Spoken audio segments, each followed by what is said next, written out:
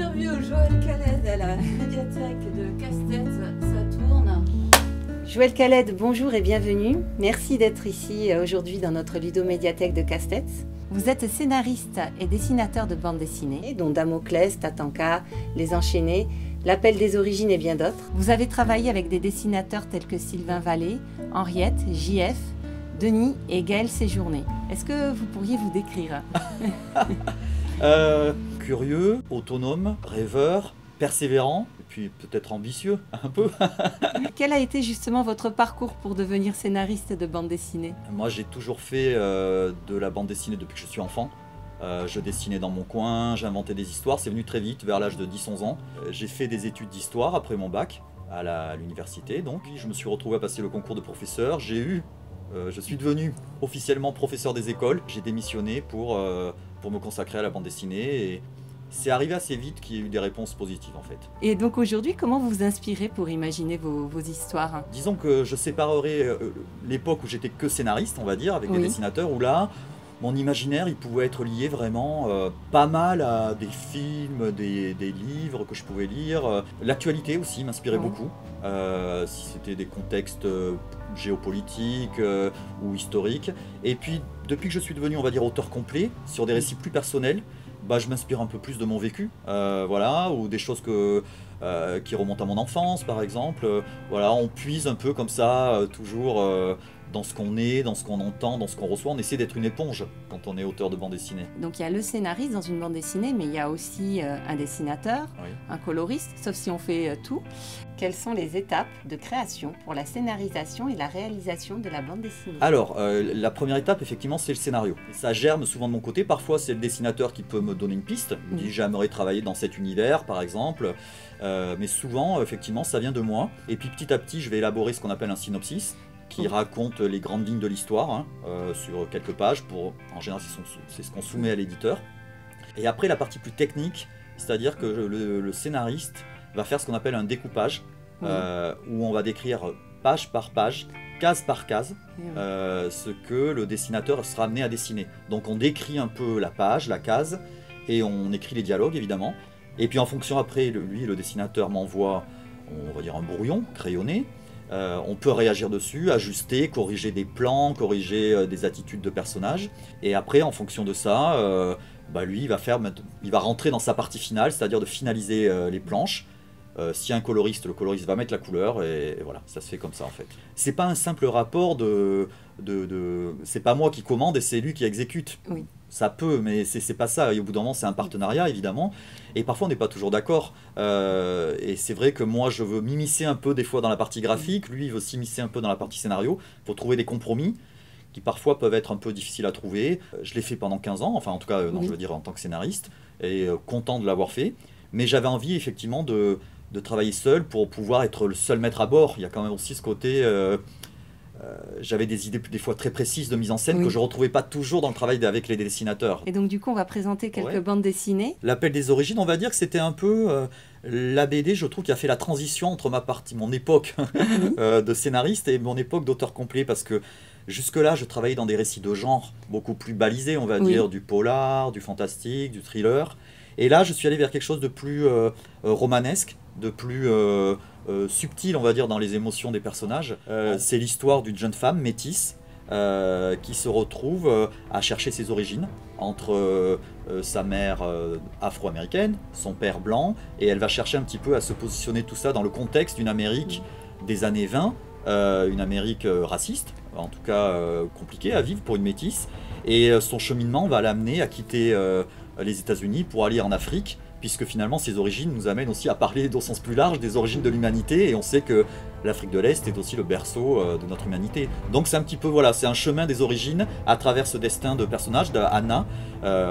Moi que j'ai beaucoup aimé, vraiment cette bande dessinée, j'ai beaucoup aimé la travailler parce qu'elle m'a amené à aller vers des choses beaucoup plus romanesque. Ceux qui connaissent Out of Africa par exemple se retrouveront un peu dans cette bande dessinée. C'est vrai que c'est un vrai voyage dans le temps. Et on y croise des faits sociopolitiques qui ont vraiment existé. Donc c'était un peu l'idée de ce type de bande dessinée, c'est de divertir tout en peut-être donnant 2-3 clés de compréhension au lecteur. Oui, ça. Souvent vos héroïnes ont des fins un petit peu douces amères quelque part. Ce sont des femmes combatives qui sont souvent à la recherche d'un père. Pourquoi des personnages féminins? Je sais pas, c'est parce que je pense que quand j'ai commencé la BD, ça remonte à 20 ans, on avait souvent quand même des personnages de mâles dominants, c'était quand même souvent ça les héros, les héroïnes assez peu.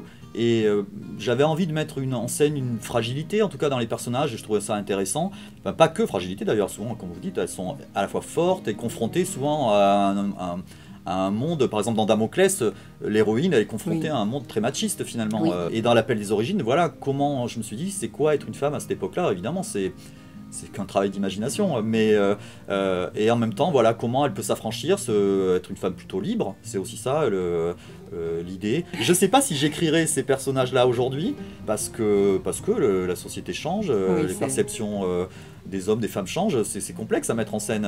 Enfin, il y a un pari aussi hein, quand on écrit aujourd'hui, pour tous les auteurs, de tenir compte des évolutions de notre société et d'arriver à rendre clair des choses de plus en plus complexes et subtiles quand même, vrai. Dans les rapports hommes-femmes. Exactement, c'est vrai. Alors nous allons présenter Quelques pas vers l'infini, un voyage au cœur de la méditation, édité aux Arènes BD. Il s'agit de votre dernière bande dessinée éditée en 2021. Là, on change totalement de registre. Vous vous mettez en scène avec votre famille et les rencontres que vous faites.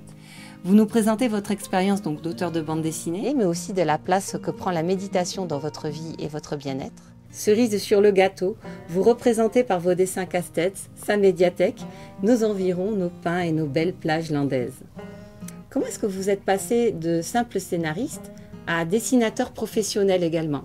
Alors, c'est vrai que au tout début de ma carrière, quand j'envoyais par la poste encore, on n'avait pas internet, aux éditeurs mes projets, je les dessinais toujours. J'avais envie d'être scénariste, dessinateur, et puis petit à petit on m'a fait comprendre que mes dessins étaient peut-être pas assez aboutis encore et que mes scénarios étaient plus intéressants. Donc on m'a présenté des dessinateurs, j'en ai rencontré, et je me suis retrouvé pendant une quinzaine d'années à ne faire que du scénario.